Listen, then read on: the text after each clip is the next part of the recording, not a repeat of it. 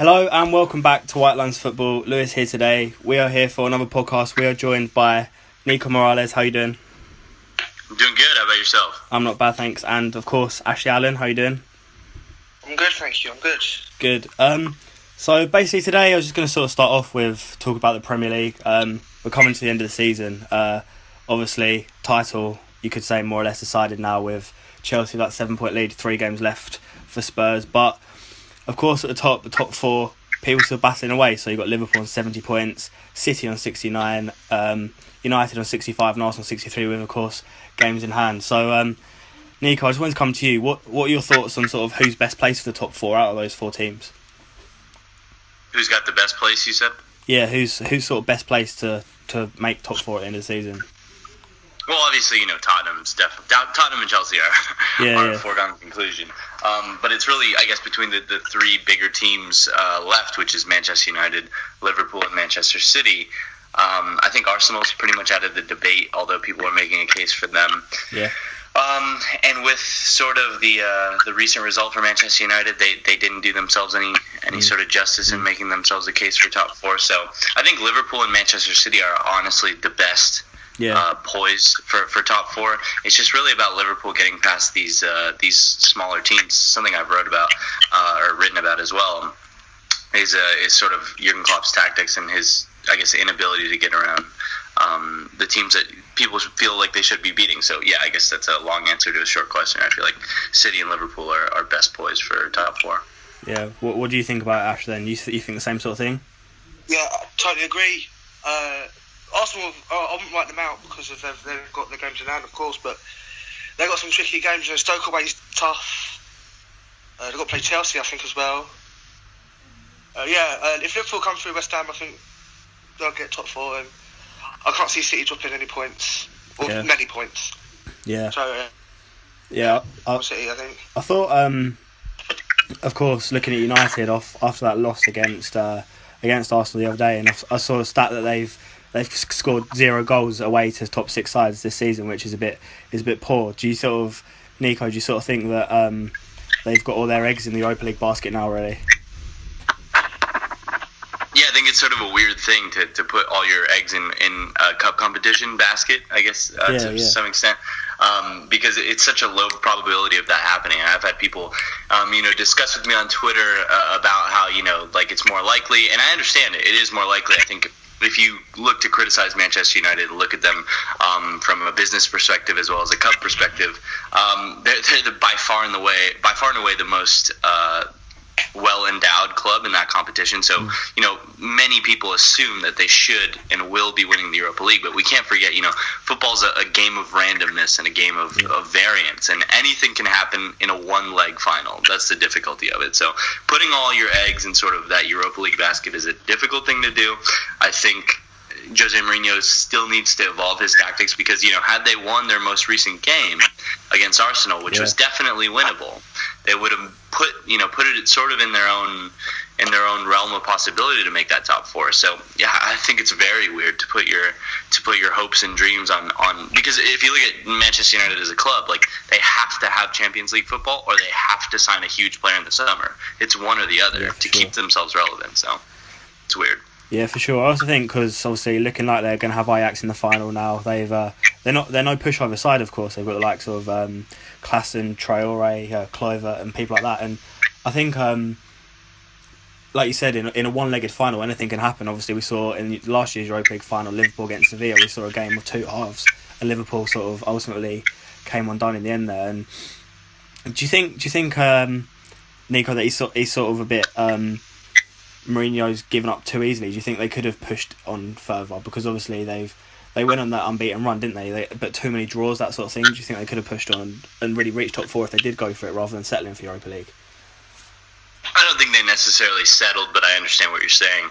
I think it's difficult because I think he's looked to structure his Manchester United team to specifically a defensive side, and so I think that's where. So a lot of the time I have a lot of criticisms of like your Paul Mersons of the world or your match of the day commentators or whatever, because a lot of the time they say, what does this manager know about the Premier League? What do they know about the culture of the Premier League? And I think where they're coming maybe from a prejudice standpoint or a standpoint of something far more nefarious. There is a I guess justification within that sentence where you say, I think one of the things that gets sort of lost in translation between ranking different European leagues is that when you come into the Premier League, I think you have to be a little bit more defensive. And that's one of the things that Antonio Conte did extremely well, was that he came in, he had an excellent squad to work with.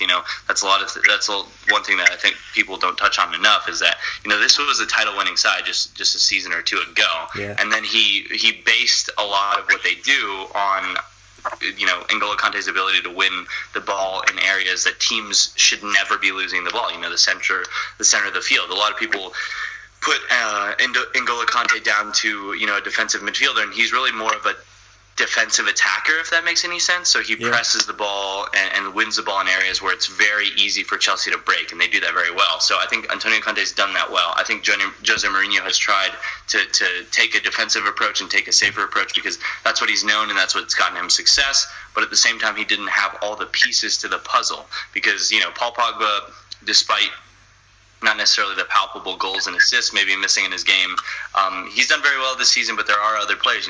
Without Ibrahimovic in that side, who else is scoring? There's not many scorers. And I think when we look to evolve the tactics of that team, they're going to need multiple scorers from multiple different areas. Yeah, for sure. So I suppose what you're saying is sort of that, when he's come out and criticised his players, he's not got all the pieces together he wants. Obviously, Martial being frozen out at times, then again puts in a man of the match performance sort of thing. But moving across Ash to across Manchester to Manchester City.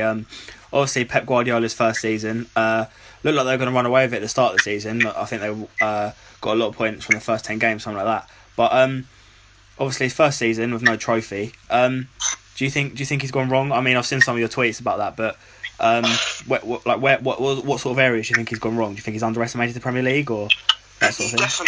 He definitely has underestimated the Premier League. He's obviously had Barcelona and Munich and the players ready made there to have the success. Defensively, they're not good enough. Yep. They do have goals. They do have goals and great attacking creativity. He's just I think he needs some more in the midfield. I mean, I'm not a fan of Fernandinho. Yaya's coming to the end now. But definitely need to work on the defence. I've seen they've been linked with Panucci. That would be great. I think sort that defence out and add a couple of midfielders there. They'll be challenging next season. What would you make on the whole goalkeeper situation? Obviously, Bravo has had his criticisms. Joe Hart obviously looking like he will return from Torino now. I didn't expect Bravo to be this bad. Yeah. No, I didn't. Willy Caballero isn't too bad. Yeah. I'm not a huge fan of Joe Hart, but I think he is better than both, to be honest. Yeah. I think it's proved at Torino that he can play out from the back if that's what City want to do. Yeah, I think obviously Pep wants his goalkeepers to be able to play, which is shown. Obviously, brought Bravo in to play with his feet. We know that, but obviously he's got a very, very poor save percentage. I'm not sure exactly what it is, but it's quite low. Seems to prefer Willy Caballero, but maybe doesn't prefer him as a first choice. Criticism of Joe Hart is obviously error prone, but obviously I think he will look to bring another keeper. I thought it was weird how Bravo's 33 or 32 at the time, and he was given a 4-year deal. Yeah, I mean, well, it's probably less strange with keepers because keepers can play till they're 38, 39 and still be at a top level. Yeah. But it is still it is a weird one, yeah. Yeah, I thought that length of the deal was a bit odd, but I'm sure City they've got a lot of strength in attack. Obviously, Jesus back now, looking to form that front three of Sané, Sterling, and Jesus. Obviously got Aguero to fall back on as well if he's fit. But also in the top 4 race, well, Nicó sort of hinted that they might be out of it now, but obviously they're playing tonight as well. That'll be a big role in that as well. But Nicó, what did you think about the whole? I haven't spoken to you much, but the whole issues about Arsenal. So from a outside point of view, would you be a Wenger in or Wenger out? It's a difficult one. I think it's a debate that has consumed football media, fans worldwide. But at the same time, I think realistically, if Arsenal are to move forward with their, I guess, style of play and are to go forward and try to win palpable things and win palpable trophies and all that, gain attainable and palpable success, excuse me, Arsenal will have to move on and grab another coach. That being said, I think a lot of the analysis of Arsenal is clouded within, this conception that Arsene Wenger is an old man that doesn't want to change in his ways. I think there's a lot there that needs to be unpacked. There's a big conversation to be had. Yeah. But at the same time, I think if I had to choose, if I was someone at the club, I would try to go for a different coach, maybe like a Tuchel or someone else that could fill their ideas. Yeah, for sure. And obviously, the stuff come out recently about the whole director of football thing. He's saying he doesn't want a director of football there. But do you think the squad's strong enough? So you look at the midfield, they got Ramsey and Xhaka in there. Obviously, Xhaka costing more than people like N'Golo Kante. The defence, obviously, that's come under criticisms as well. Do you think the squad's strong enough, or don't you move forward with that as well? I think, I definitely think the squad is strong enough. I think the issue, as someone that looks at things from a tactical perspective, for me, is that a lot of the time Arsene Wenger, I think he is a bit archaic. Some of those criticisms are a little bit true. Is that Granit Xhaka, I think at a Spurs, Manchester City, or Liverpool, and I mentioned those three clubs in specific, because they play very similarly and they're sort of pressing. It's sort of a similar style to the one that Granit Xhaka played in when he was at Borussia Mönchengladbach in Germany. If he plays in a midfield that's as aggressive as he is, or as like-minded in their ideals as he is, then he looks excellent. And he is good on the ball, he's good off the ball. But in this Arsenal side, where the defensive side of things from a midfielder standpoint are very sort of binary and unilateral, it's difficult to make him look good, and he often looks stupid, or people talking about his football intelligence and often being highly critical of him. So I think the squad is good enough. There's a lot of things tactically that you can do with this Arsenal team. The issue is that Arsene Wenger, I think, I was listening to an interview earlier this year, and he sort of almost defers to his players as to halftime. It's not really like a team talk. Like, he comes in and is like, okay, this is what we need to do, this, that, or the other. He sort of defers to the players and says, what are they doing to you guys? What do you think is going on here? And he sort of lets them figure out the problem on their own. I think that's a very unique style of management. But maybe in different games and maybe in different situations, you need something else. So, I think the squad's good enough. It's just a different manager could maybe do a lot more or a lot less with this team. We can't forget he got Arsenal 20 years of Champions League. That's a long time. I think even more than that, actually. So it's a big achievement. Yeah, I think they've got to be wary of. They're not at the heights that Manchester United were at under Ferguson, but obviously, Manchester United have struggled big time since he's gone under Moyes, Van Gaal now. Mourinho looks like they're going to miss out as well unless they win the Europa League. But they've got to be wary of that. But I think they'd be willing to sort of take a step back. A few Arsenal fans that are Wenger out, they sort of like want something so fresh that they'd be willing to maybe miss out on Champions League for a couple of years, that sort of thing. But talk about a Champions League. Obviously tonight, the second leg of Madrid versus Madrid, I guess. But that seems to be done. Real Madrid 3-0 up on aggregate against Atletico, but of course can bring some surprises, cup competitions, but that is still to be seen. So it's looking, Ash, like it's going to be a Juve Madrid final. How would you see that one? How would you see that one turning out? I think it'd definitely be an interesting final. I think for me it'd be defence against attack. Yeah. Very two tactical managers, one defensive, one. Yeah, honestly, I fancy Juventus to do it, personally. Yeah. I think their defensive record, I think before last night, they're a ridiculous defensive record in clean sheets in the Champions League. Yeah, the big debate with Ronaldo going missing in big games, I personally like Ronaldo. He's not on this level, of course, but... Well, he's obviously scored a hat-trick in the first leg, didn't he, against Atletico? Yeah, I think that put some doubters to rest, but I think it'll be a very interesting final. I do. Yeah, I do. I think obviously Juve pride in their defence, whether it's a back three or a back four, they do pride their defence. I think it'd be very good for Buffon if he won the Champions League. Finally, of course, lost on penalties before as well. Nicó, like you said, from someone that looks at it from a tactical point of view, since obviously Allegri's been there, he's been working with Juventus and that. What rumours of him being at Arsenal? What do you sort of make of the organisation that he's put into Juventus and how disciplined he's made the team.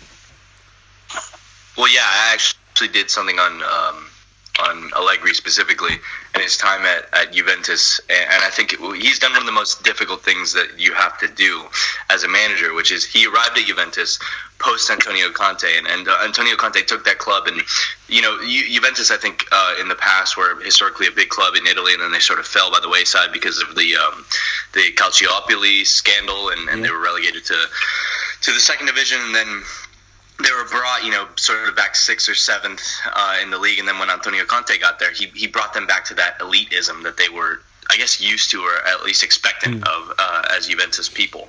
And then, they're winning league titles and cups and this, that, and the other, and he had built this great squad, but he had never done anything in European competitions. He had never gotten them past, I think, relatively early stage in the Champions League. Yeah. And so Allegri came in, and he did the same thing that Antonio Conte was doing from an achievement perspective domestically. He was winning the Coppa Italia. He was winning the Scudetto with relative ease.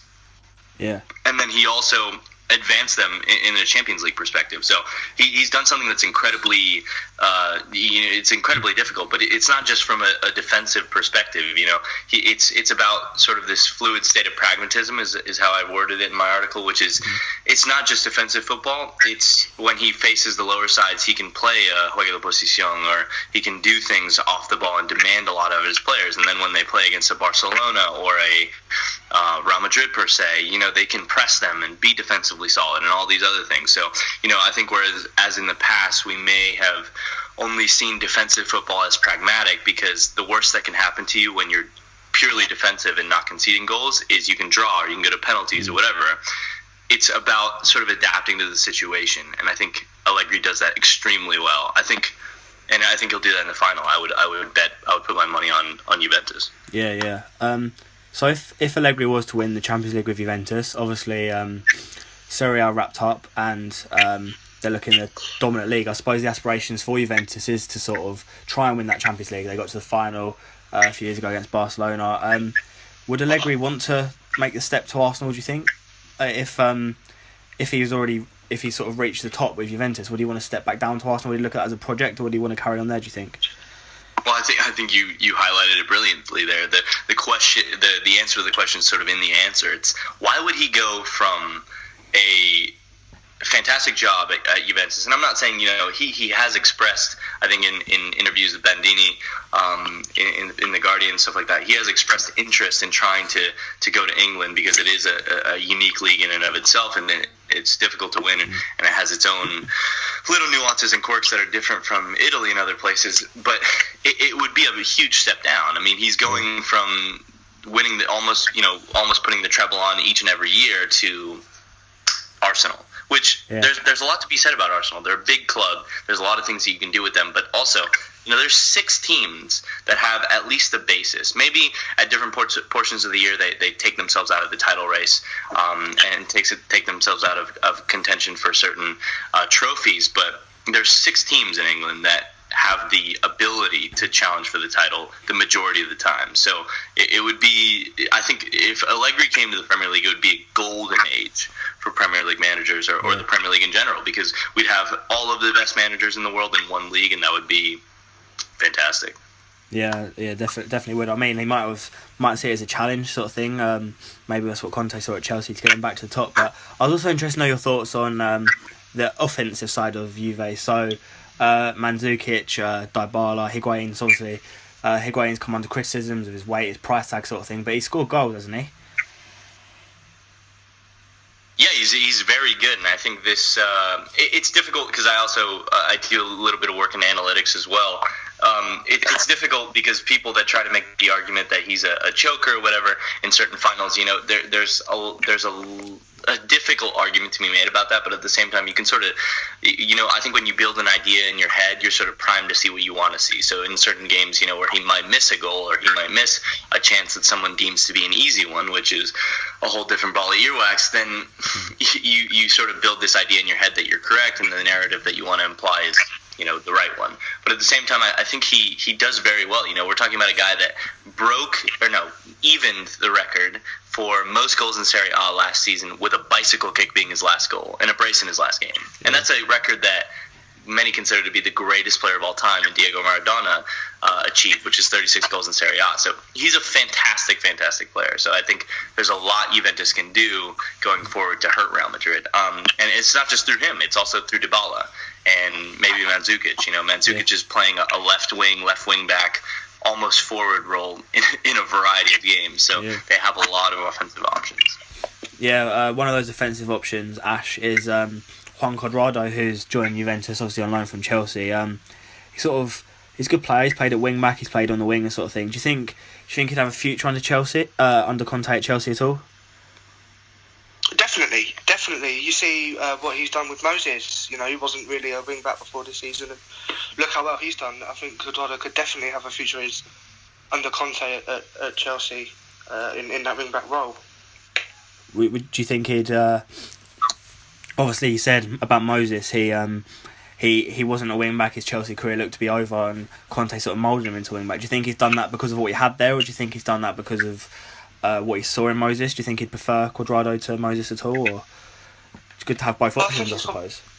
I think it's probably what he saw in Moses, because they did have Aspilicueta. I know they've moved him to centre back and he's played left back, but he, by trade, before he moved to Chelsea, was a right back. So I mean, it wasn't forced upon him. I don't think it was more to do with the quality that Moses does have. You know, he moved to Chelsea on the back of great form. Yeah. So obviously Cuadrado at Juventus and on loan from Chelsea. Obviously Victor Moses at Chelsea as well. And I also want to talk to you, Ash, about Juventus's probable opponents in the Champions League. Real Madrid. You spoke about a defence versus attack sort of game, which it may look like on paper, with Juventus being well known for defence. Obviously, Nicó mentioned that they're quite good going forward as well, obviously. But talking about Real Madrid, what do you make of their attack? So Bale, obviously the final being in Cardiff, Benzema, Ronaldo, those sort of people. I don't know if Bale's fit. I don't think he's playing tonight. It'd be nice to see him playing in the final at Cardiff, I must admit. I do like Bale. He was criticised quite a bit, I think. But his record in the league is good. Ronaldo again. I don't know why people like to criticise Ronaldo. For me, he's a big game player. You know, he proved that in the semi-final. He will probably prove that again tonight. Even behind the front three with Modric and Kroos, I think Madrid have a lot of creativity that could hurt a good defensive side in Juventus. And what do you think of, I was going to bring this up later, but the possibility of Mbappe moving to Real Madrid, getting his dream move, as some have said? I think a central striker is definitely needed. I think Benzema is still a very good player, but I think they need to move on from him now. And Mbappe, I think he was the youngest scorer in the Champions League semi-final. He looks freighted, he looks so composed in front of goal. You know, he looks to have it all. I think Madrid, he should be one that Madrid look to buy, yes.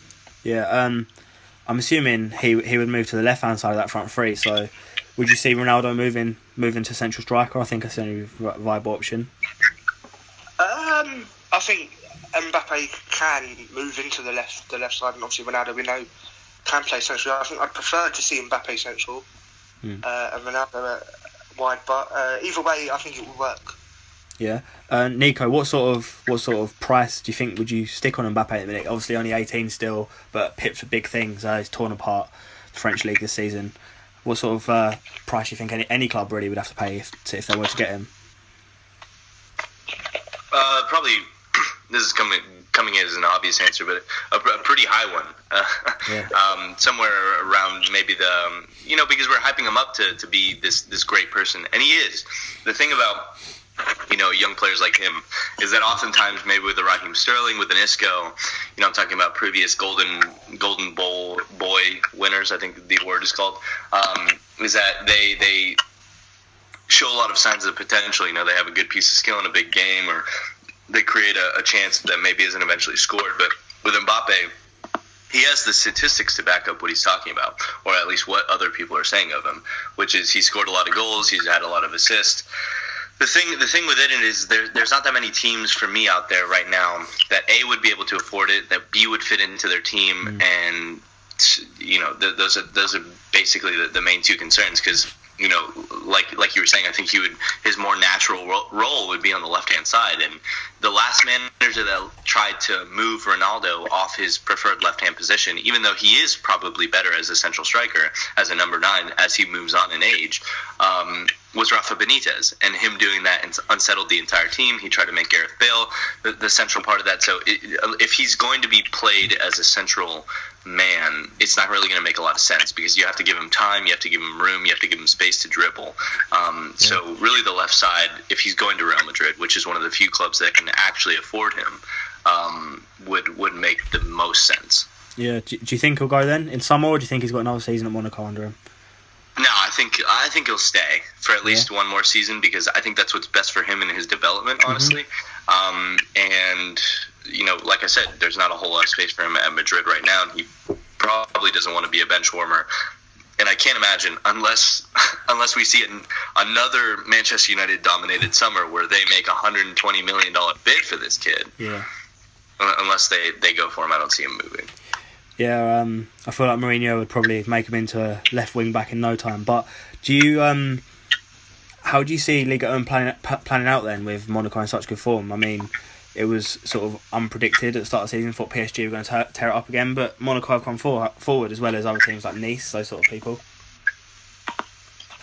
Yeah, if I'm not mistaken, they are 3 points ahead of PSG at the moment with a game in hand. So I think what we saw earlier this week was that, obviously they lost in the game to Juventus, and they put up a good fight. Good on them.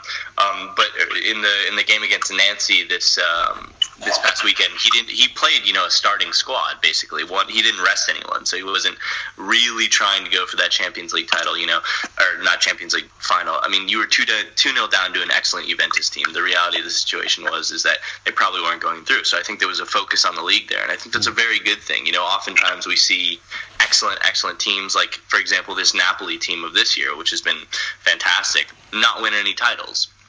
Monaco have a chance to win something with this group of players, which is not only essential to keeping that in, and I guess saying something for yourself to some extent, and all the hard work that team has put in, but also keeping those players around. You want to keep that group of players around, and if they can almost get to a Champions League final with the current players they have, with the tactical shifts here and there, and maybe another one player or two here and there for nitpicking, they could be a Champions League force in the years to come. Yeah, for sure. And I think there's no doubt they've got the funds available. Obviously, they've done well in Ligue 1 this season. I think when you mentioned about them putting their buckets in the Ligue 1, the eggs in that basket, they in the French Cup competition against PSG, they lost 4-0 because they rested all their best players. But speaking about best players, that takes us on nicely to Southampton. News out lately, Ash, about, I know a player you rate quite highly, Virgil Van Dijk, that rumours he was going to leave, he's too good for Southampton. Rumours that Arsenal are interested, but Club Puel has come out and said that Van Dijk isn't for sale. But talk to me about Van Dijk, because I know you're a big fan of his. Well, you can see the impact he's not having him has had on Southampton, especially with losing Bonte as well. But he definitely is a player that should be at a club that is challenging in Europe. For me, he can play as well. He's not he's not only is he a solid defender, a good defender, but he can play as well. He should definitely be at a club chasing, probably taking the Champions League, but he's definitely be at a club challenging in Europe. What sort of club do you think he'd fit in at? Because like you said, he could play. Do you think he'd look at Manchester City, or maybe even Barcelona? That's looking at those sort of statures. What sort of club do you think he'd fit in at? Definitely City or Barca. I think they're both looking for a centre half for me during the summer. I think he'd suit them both perfectly. Not only would he improve their defence, but like we say, he can play, and he'll suit the style of play, and he can play from the back, and all of that. Would you stick a price on him then? How much do you think teams would pay for him? around 50, 60 million seems fair for me. Yeah. I think yeah, definitely. In terms of other centre backs in the Premier League, is he the best? Because obviously you've got the likes of Toby Alderweireld, Vincent Kompany when fit. Is the best Premier League centre back playing at Southampton, do you think? For me, he's up there, but I don't think he's better than Spurs' duo. Any of them, I think. Stronger than Alderweireld are probably the best defenders in the division. Yeah. Nico, I mentioned how there was rumours, I don't know how severe the rumours are, but on Sky Sports they sort of mentioned that is he the man for Arsenal? Obviously Arsene Wenger gone to the back three now. Do you think Virgil van Dijk will fit in at Arsenal under Wenger, assuming he stays? Yeah, I think if I can address the rumors first, I don't know if you guys have read it, but I highly recommend the read. It's called Soccernomics, and it talks about sort of the economic policies of different football clubs. And the funny thing is that I think it was a club that Puel managed as well, is that when you see those headlines that Puel says, Virgil van Dijk is definitely not leaving, that is most certainly means that he is leaving and that they're just waiting for a higher price. Mm-hmm. The thing about it is that if you have an asset that's worth a lot, and that's worth a lot of things, if you put a non-denominational price on it, and you say, we don't know what price will let us let you have Virgil van Dijk, then the reality is that price is going to skyrocket. If a club was going to come in 35 million, now that they're saying that he's definitely not going to leave, the next bid is going to be around 50 or 60 million, like he said.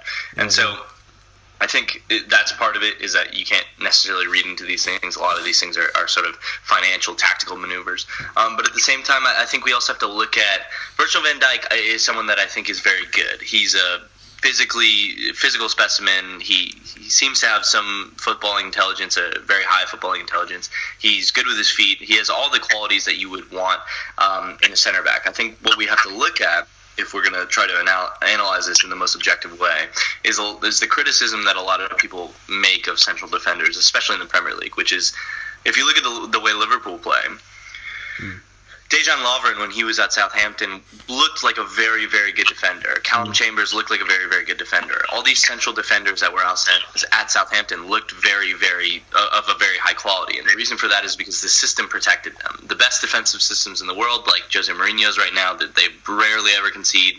Atletico, this, that, and the other. The center backs are rarely ever dribbled at or attacked directly. That's been going on at Southampton for quite a long time, because that's sort of their club's MO. No matter who they bring in, whether it be Koeman, Puel, Pochettino, whoever, they implement a relatively solid defensive system, especially against the top clubs.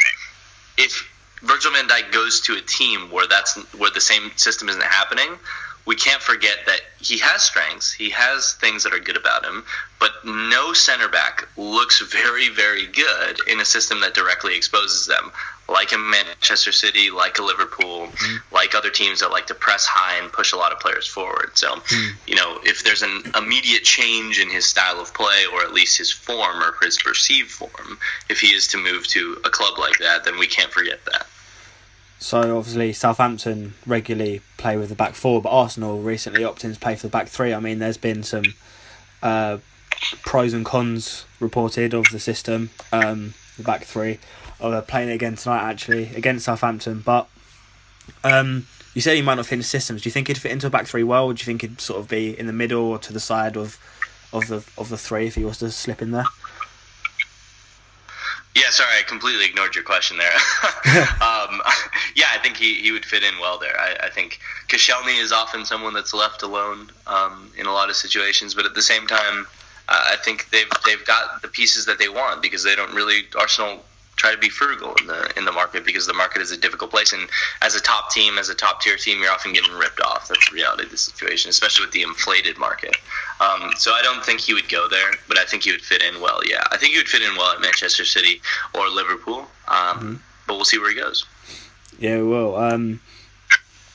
Speaking of Arsenal and their change to the back three, well, first of all, Nico, just what have you made of it overall, to be honest?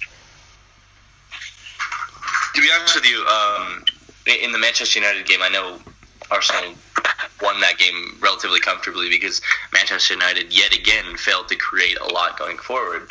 But the thing is that, you know, within the first 15 minutes, they pulled Rob Holding and Laurent Koscielny and whoever else was part of that back three, just escaping me at the current moment, out of position, which is something that you don't want in a back three system. And I think that's part of what I said before, which is there's an issue that Arsene Wenger seems to have with making his defensive midfield players, or at least his midfield players, cover the central defenders, whether it be a back four or back three. So the problem is that no matter what system you play, there's that problem in sort of a tactical philosophy, is that he's not looking to have his midfielders be particularly defensively sound, or he tries to employ one, maybe two of them in certain instances. So I think right now, like, there are sort of things falling in line that make it look very good, like the result against Middlesbrough, which they probably shouldn't have won, the result against Manchester United, which is kind of a fluke, kind of not. But I think if they come up, you know, against a Chelsea or a Tottenham, which they did, you know, and they didn't do too well. So I don't necessarily think it's a viable option going forward, because the full capacity of the formation isn't being utilized. Yeah, I don't know if Arsene Wenger sort of feels that he maybe had to change something, maybe pressure from the fans or just the media in general, that he's known to not change anything, and he has changed something. But speaking of the defence, Ash, I'm going to come to you. I want to go to both of you actually, because I've been a big critic of his in the past. But Ash, what do you make of Laurent Koscielny as a defender? Because some say he's overrated, some say he's fairly rated, some say he's even the best in the league. But where would you sort of rank him?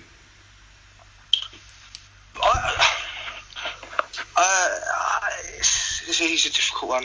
He's a quick defender. I like him.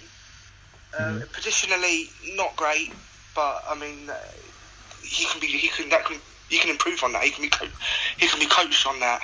I don't think he'd get a big move to a Barcelona or a City, but I do like him. He is a decent defender. Yeah, I feel like every now and again he's prone to the odd error, but do you think it also compares to who he's partnered with? Because obviously Arsenal have been searching for, I suppose you could say, a proper centre-half for a while, with Mertesacker for a while, but he's obviously got his weaknesses. He was with Gabriel as well. Now he's with Mustafi. Do you think he's improved? Do you think Mustafi's sort of brought better out of him, worse, or do you think it doesn't really make a difference at all? I think his partner definitely makes a difference to how he is. I think Mustafi has probably been the best partner for him so far. I don't know, personally, because of his positional issues at the moment, I don't think he suits the three at the back. I think he'll struggle quite a lot, especially against bigger strikers like Lukaku's and Kane's, as we saw already at Spurs. Yep. So yeah. Nicó, what did you make of Laurent Koscielny? Because like I said, a few errors in him. Highly rated by some, not rated by others. What do you make of him? I'm going to say that, you know, I'm going to sound like a broken record here, but I think actually he's pretty excellent. You know, he has the physicality, and I think he has the IQ. I think positionally, a lot of the time, I think the reason that people don't see him as a good positional defender is because oftentimes, like I said, you know, that those central defenders that Arsenal have had in the past are being allowed to be attacked directly by you know, vertical balls or whether it be horizontal attacks or whatever, dribbled at directly even, which should never happen. So it doesn't really matter what system you play in if those central defenders aren't being protected in the way that they should, or from a tactical perspective, especially as sort of the tactics of the Premier League have evolved over the past 5 or 10 years, and maybe Arsene Wenger hasn't gone along with that, then it makes Laurent Koscielny look bad. I think oftentimes you're like, well, what was he doing there? It's like, well, he was making the move that he had to make, because if nobody made that move, then this, that, and the other, and he can look bad. But I think in any other team, you see him with France, he was excellent. And there's obviously a discord there, is that there's a lot of Arsenal players that Mesut Ozil looks fantastic with Germany, Laurent Koscielny looks brilliant with France, Aaron Ramsey looks fantastic with Wales. It's like, then they're being used in this relatively archaic Arsenal team, and it just makes everyone look bad. And I think Laurent Koscielny is a fantastic defender. I'd love to have him at Manchester City, to be honest.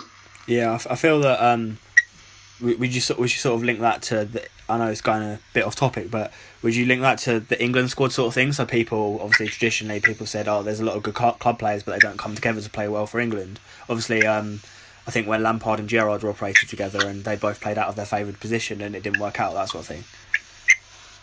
Yeah, I think one of the biggest issues, and I've spoken about this to relative extent, is that England, they're probably one of the most interesting national teams to talk about and discuss, because they have an interesting team dynamic.